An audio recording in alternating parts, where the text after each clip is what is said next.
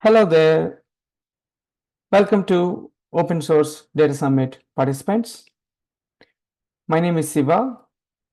Thank you to Mike and Andrew for having me here to talk about an interesting topic, which is batch versus stream data processing. To go deep dive into this topic, let me introduce myself. My name is Sivanagaraju Gadiparthi. I am a business intelligence data analytics professional with over 13 years of industry experience, working with companies like Accenture, Emirates Airlines, US Department of Labor, New York Life Insurance, PVH Corporation, and I'm currently working as a lead data analytics at ADP. I live in New Jersey. I'm excited to talk about this topic because this is very close to my industry expertise, and this is going to be interesting to the audience as well. And I have provided my LinkedIn profile and Google Scholar links if you wanted to reach out to me, or if you wanted to know about my research interests, and what I am actually working on. Thank you once again to Mike and Andrew for having me here. Let's not wait further, and let's jump right into the topic of this agenda. Introduction to data processing paradigm. In the industry right now, all the companies are thinking of data-driven insights. Probably the decision-making purpose, they use the data-driven insights from the data, whatever they are generating. For data-driven insights, they need to process the data from where this data is being produced. There are two types of data processings are there in the industry. One is batch data processing, stream data processing. Batch data processing refers to processing of large volumes of data at once, typically after the data has been collected over some time. Companies have different applications, many applications, whether the data is being generated from these applications, whether through their customers, through their internal employees, through their management. So they are generating enormous amount of data. As and when the data is being generated from the applications, it is stored and then processed batch by batch at a predefined interval at a specific time set by the architects. That is called the batch data processing. And because it is doing batch by batch, the data volume is very large. This became prominent in the early days of the computing when systems were limited in memory and processing power, requiring data to be processed in discrete batches. Historically, batch data processing dominated the mainframe era, where periodic reporting and analysis were sufficient. There is another methodology for data processing, which is stream data processing, which refers to processing data in real time as it is generated, allowing for immediate analysis and action. In the previous data processing methodology, which I spoke about, it is not going to provide you the immediate analysis on what is happening exactly. Whereas with the stream data processing, you can get the immediate analysis and actions you can take based on the output from the data process. So this refers to processing of data in real time as it is generated, not in the batches, continuously. This gained traction with the modern distributed computing and big data technologies, driven by the need to handle continuous high-velocity data streams from sensors, social media, IoT devices, etc.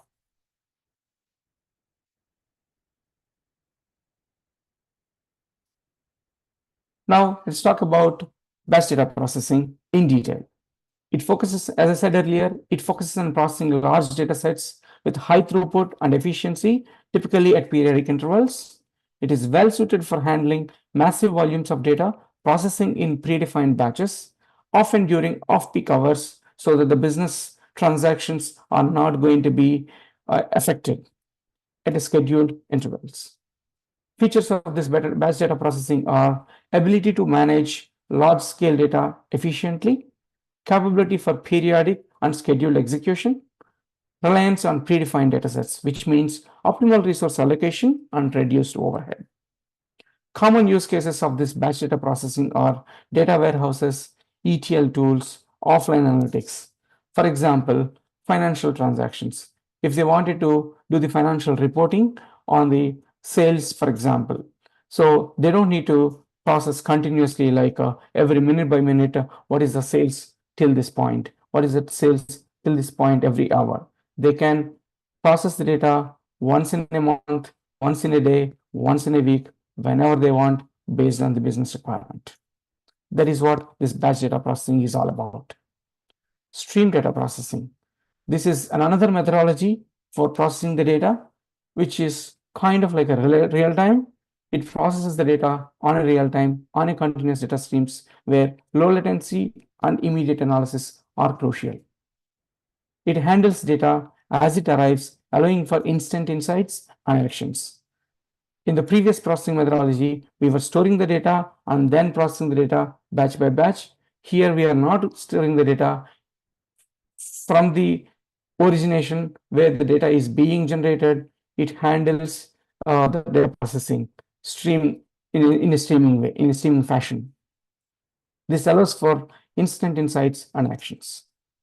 Features of stream data processing are continuous data input, low latency processing to ensure rapid results, ability to handle unbounded data streams. It is ideal for applications where near instant feedback is essential. Popular tools and frameworks for this particular approach are Apache Kafka, Apache Flink, and Amazon Kinesis. Common use cases are real-time analytics, event monitoring systems, and fraud detection system. Now we have here enough about these two approaches. Let's compare both of them.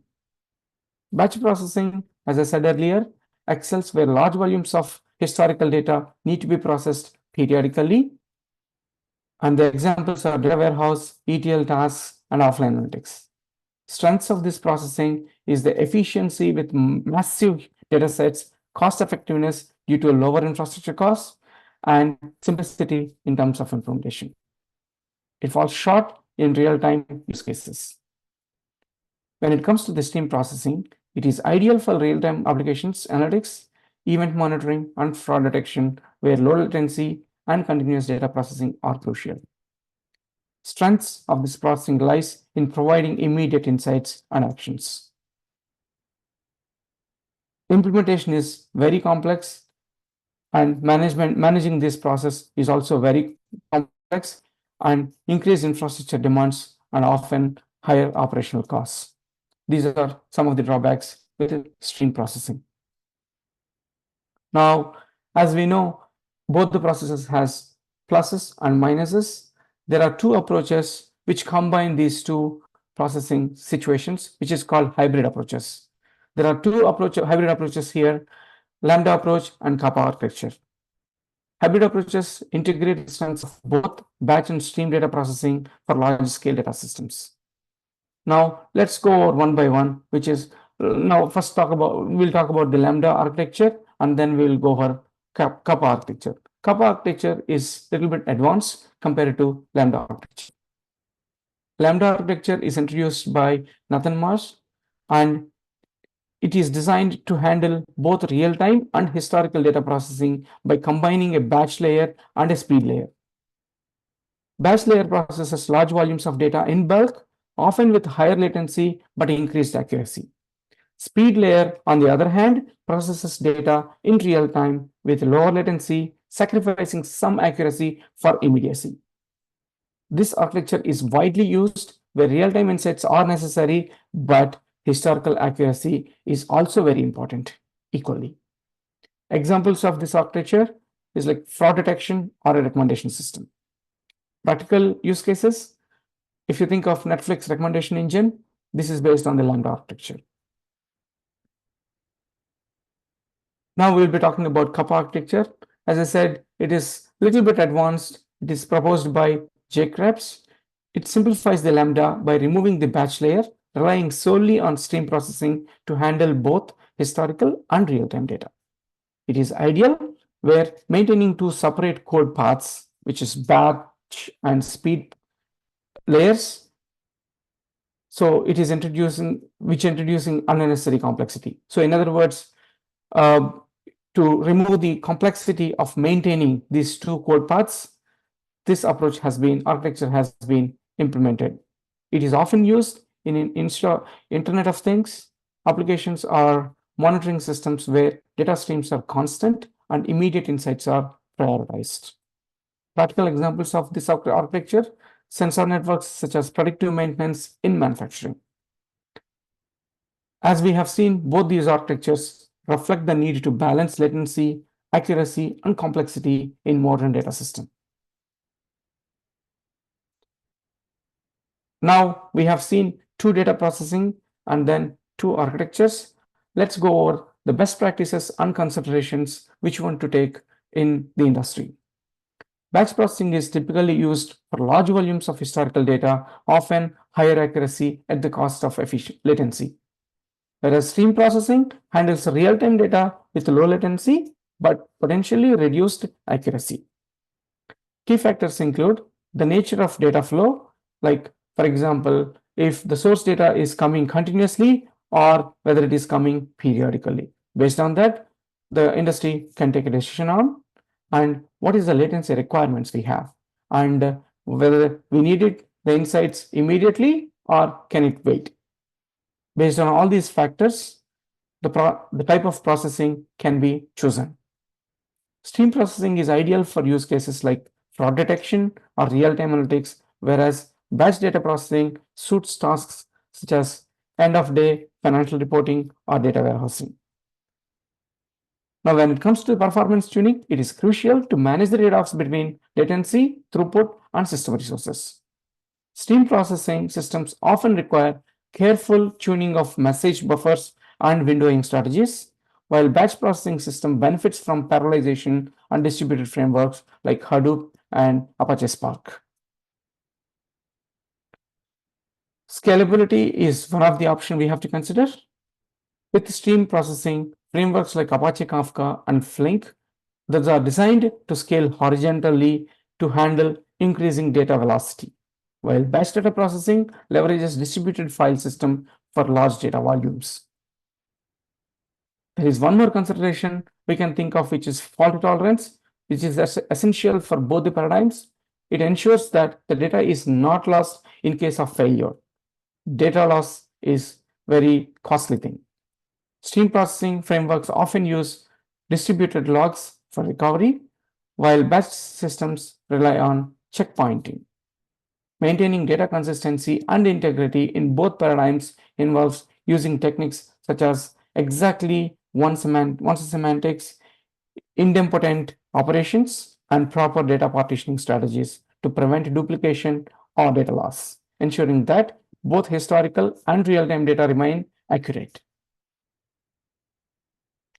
Coming to the future trends, there are a lot of advancements happening in the data processing because of this new data architectures and the cloud-based solutions. Advancements in hardware, cloud services, and artificial intelligence are poised to impact both batch and stream processing significantly. One key trend is the increasing adoption of serverless architectures, enabling more scalable and cost-effective data processing by abstracting away infrastructure management. This shift is particularly beneficial for stream processing, as serverless platforms like AWS Lambda can scale automatically to handle real-time data flows with minimal overhead. There is another trend in the integration of ML models directly into the data lineage or data pipelines. It allows for real-time decision making in stream processing systems. AI-driven processing enhances stream processing by enabling predictive analytics and anomaly detection on the fly. In batch processing, AI is being used to optimize data workflows, enabling more efficient resources allocation and faster processing times. Now, here comes to the summary of our presentation. We are going to summarize everything what we have talked about. Organizations should assess their data processing needs based on the latency, data volumes, and accuracy requirements. At the same time, they have to also consider about the source data. How are they getting that data? whether it is coming continuously or whether it is itself is coming in a batches. If it's larger scale historical data with high and you need higher accuracy, probably we might have to choose batch data processing, while stream data processing offers real-time insights with low latency. For optimal performance, tune systems for scalability and fault tolerance using distributed frameworks. Integrating AI can enhance decision making in real-time systems, and serverless architectures offer scalability with reduced overhead. Hybrid architectures combining both the worlds, best of the both worlds, I would say, batch and stream processing provide flexibility and efficiency, making them a strong choice for evolving business needs. There are some definitions I have provided because in this presentation, we were talking about high throughput and low latency. High throughput is nothing but systems can process a significant amount of data quickly and efficiently, optimizing the use of available resources like CPU, memory, and network bandwidth.